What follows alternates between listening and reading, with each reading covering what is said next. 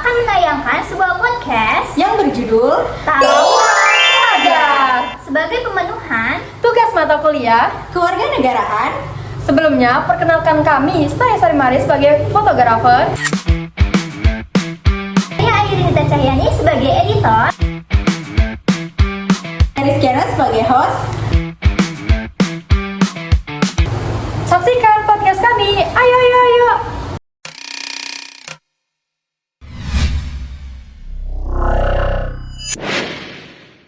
Hari ini kita sudah bersama narasumber kita, yaitu Ibu Tia. Beliau adalah seorang guru dari Sekolah SMA Entrepreneurship Birrul Ulum. Halo Ibu Tia. Halo. Ibu sehat? Alhamdulillah sehat. Bu, belakangan ini kan sering banget ya kita Iya. ngelihat kayak misalkan tawuran gitu, maupun di media sosial ataupun di secara langsung gitu. Itu biasanya awalnya itu kan kalau dilihat-lihat ya Bu, itu awalnya kayak dari online gak sih Bu? Kayak mereka sindir-sindiran gitu di Oke. Instagram, WA ataupun Facebook gitu tuh. Apakah menurut Ibu, apakah media sosial itu adalah sumber utama, pemicu utama? utamanya. Gitu. Oke, menurut saya ya, untuk terkait tawuran baik yang di media sosial ataupun secara langsung yang kita lihat di belakangan ini yang di remaja di kalangan remaja itu mungkin bisa jadi banyak faktor ya gitu. Tadi kan disebutkan apakah dari media sosial ataupun yang lain gitu. Mungkin salah satunya pemicu utamanya kalau zaman sekarang media sosial Media ya, sosial. karena media sosial itu mungkin sebagai lahan untuk orang berpendapat secara bebas. Iya. Orang berpendapat secara ya bebasnya baik sindir-sindiran gitu. Yang nyindirnya siapa tapi yang kesindir siapa gitu kan. Terus ya saling ejek-ejekan di sosial media itu sangat belak-belakan ya, mungkin karena itu juga jadi pemicu utama terjadinya tawuran kayak gitu. Menurut Ibu nih, kenapa sekarang masih tetap aja banyak gitu yang pelajar yang masih sering tawuran gitu Bu? Oke, kenapa sih masih ada pelajar yang atau remaja yang masih melakukan tawuran? Ya, itu menurut pendapat Ibu, pertama itu mungkin cara mereka namanya mereka masih remaja ya, terus pemikirannya pun mungkin belum panjang ke depannya bagaimana. Mereka itu cuman masih memikirkan terkait emosinya saja gitu, jadi cuman pemikiran pendek aja gitu. Jadi bisa jadi pertama itu cara singkat untuk menyelesaikan masalah pertama. Kedua itu terkait gengsi, karena biasanya yang saya tahu tawuran itu bisa jadi cuman sebagai cara mereka yang paling kuat siapa nih gitu.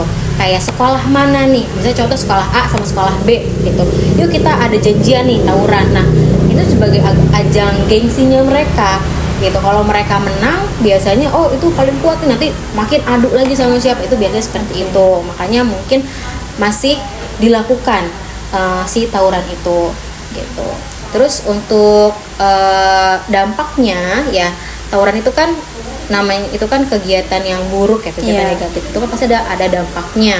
Dampaknya ya sangat banyak ya, baik secara fisik yang kita tahu ya, namanya tawuran nggak mungkin nggak pakai sajam ya, pasti ada sajamnya gitu. Pasti. Nah itu dampaknya ya luka-luka, mungkin ada juga yang kebacok, ada yang kebunuh segala macam. Terus ya nilai juga jelek, ke skor juga, pencemaran nama baik dia, orang tua, terus sekolah dan lain-lain. Dampaknya banyak, sangat banyak sekali dan sangat fatal menurut itu. Terus apa aja sih Bu faktor yang biasanya memicu terjadinya tawuran ini? Oke, untuk faktor apa aja ya yang memicu terjadinya tawuran, menurut saya ada 3. Yang pertama ada internal, eksternal, dan faktor lingkungan. Ya.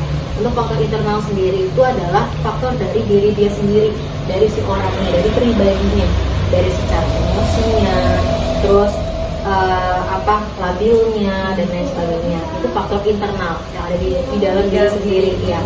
Nah, sebenarnya ada faktor eksternal. Faktor eksternal itu bisa dari teman ya, teman-teman gitu, terus atau bisa jadi dari senior, karena yang saya tahu pun tawuran itu ada tingkat senioritasnya kayak gitu, dan yang lainnya gitu ya. Kalau faktor eksternal kayak teman, senioritas, mungkin yang di sekitar yang ada di sekitar si pribadinya tersebut.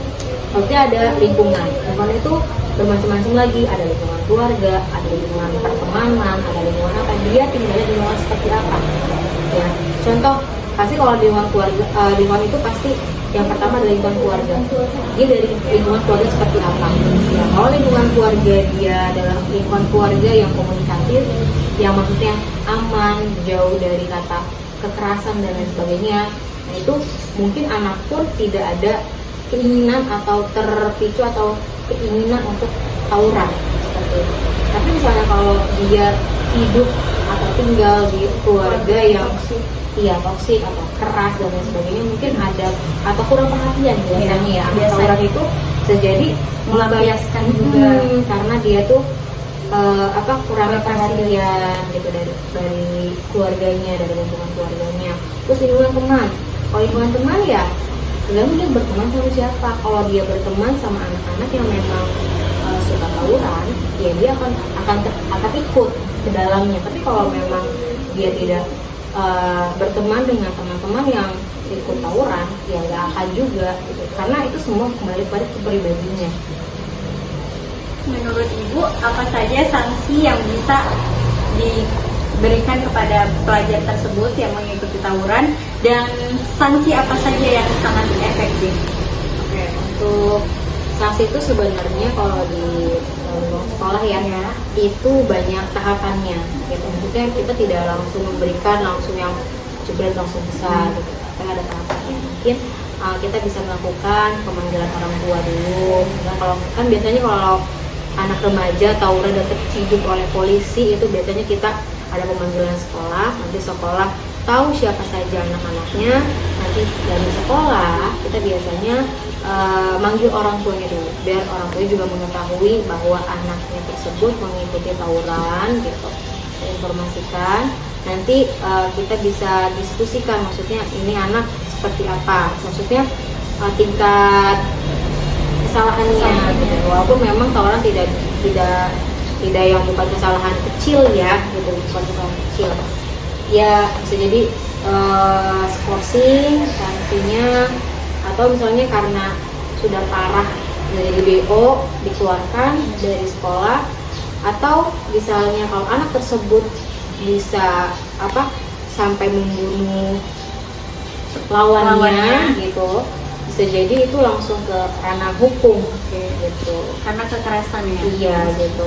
Terus misalnya kalau ditanya sanksi apa sih yang efektif, Ya, paling efektif. sebenarnya antara ketiga itu sebenarnya tidak ada yang paling efektif, karena semuanya sama-sama saja gitu.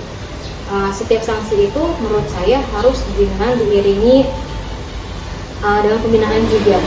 Karena misalnya kalau cuma sanksi saja, contoh di skorsing atau di BO atau di ranah hukum segala macam, tapi tidak ada pembinaan, itu sama saja, karena nanti jiwa dia tidak terbentuk lagi.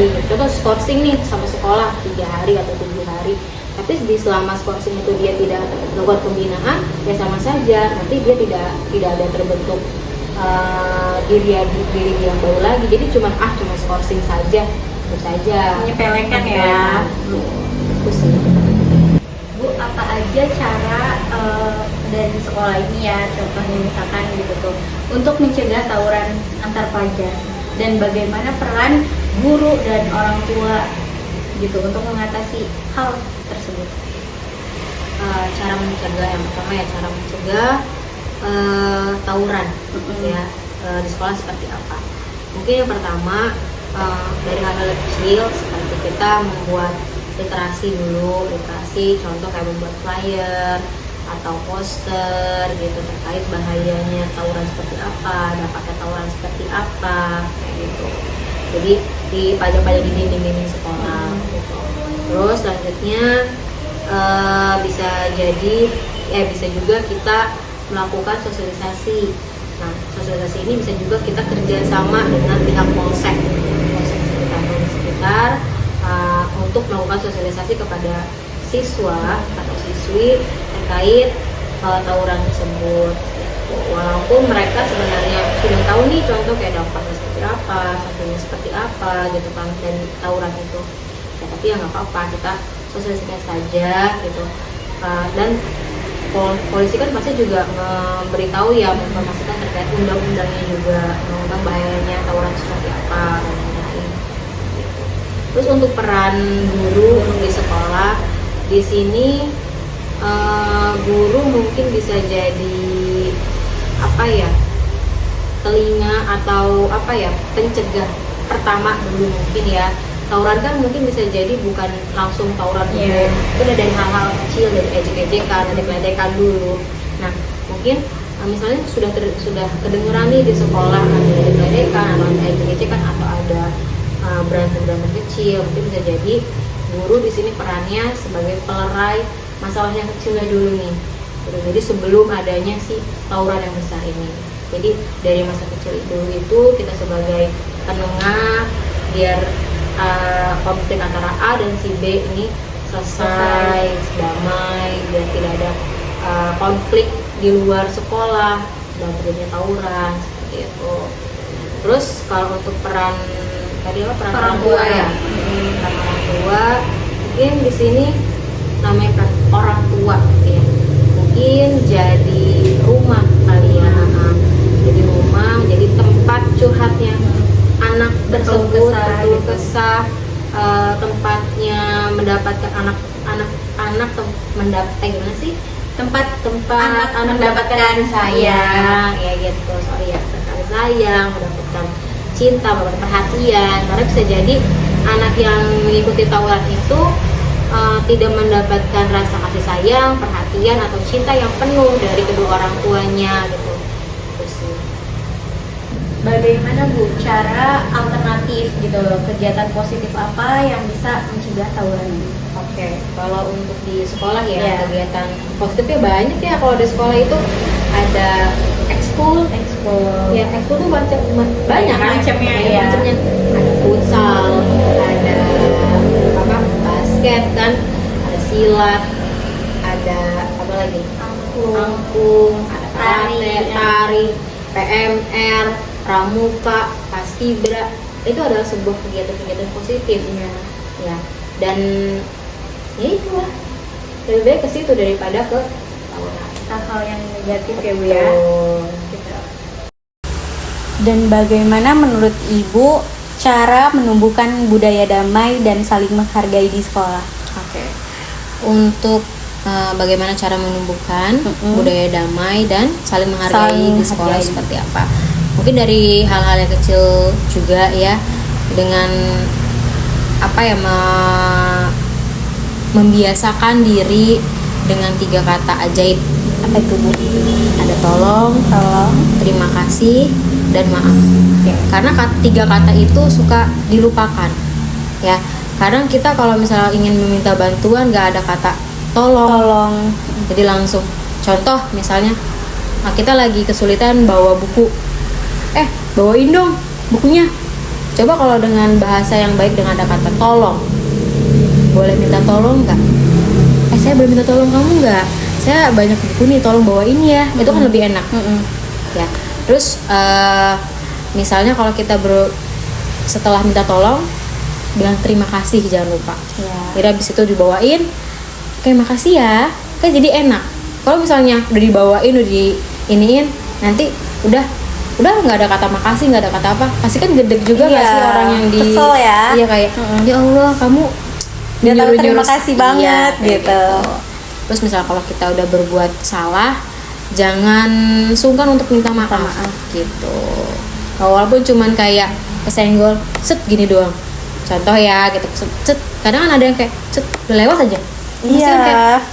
Kenapa sih tuh orang, kenapa gitu kan?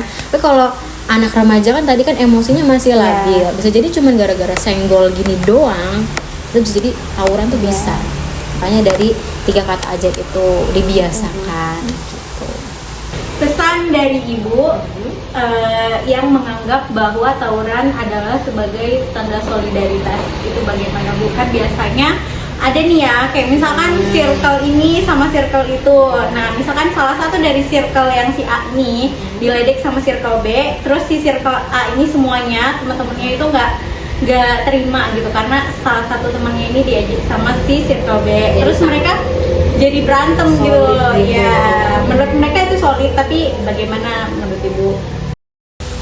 Oke, tadi terkait tawuran itu sama dengan solidaritas, ya. Yang tadi Kiki jelasin terkait circle A dan circle B gitu, karena terkait temennya ini diejek nih, jadi kita saling, karena kita solid, ayo kita bela teman kita. Nah, itu menurut ibu itu bukan solidaritas ya, tapi itu namanya sama-sama menjatuhkan gitu. Kalau untuk solidaritas itu harusnya sebagai teman itu saling membangun, ya, saling sama-sama ayo gitu, bukannya kayak gitu. Kalau misalnya ada teman kalian yang ngajakin tawuran atau ke hal-hal yang negatif, itu namanya bukan solidaritas, namanya menjerumuskan, ya. Jadi ya itu sama aja kayak saya masuk jurang nih tapi ngajak Ki gitu, tapi dengan cara seperti itu, tapi itu masuk ke jurang Ki sebenarnya, seperti itu. Jadi itu bukan solidaritas.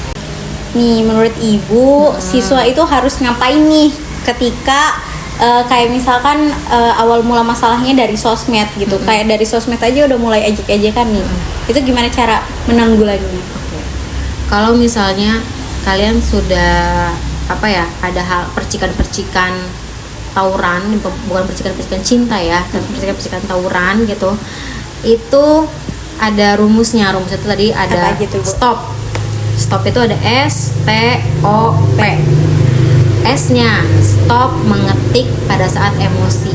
Ya kan namanya di sosial media ya, kalian diejek nih tas gitu, contoh diejek apa gitu, pasti kan kalian ngetik atau apa tuh sambil emosi. Jadi kalau kalian menemukan hal seperti itu, lebih baik ya udah nggak usah diladenin, tarik nafas dulu, seperti itu. Yang S.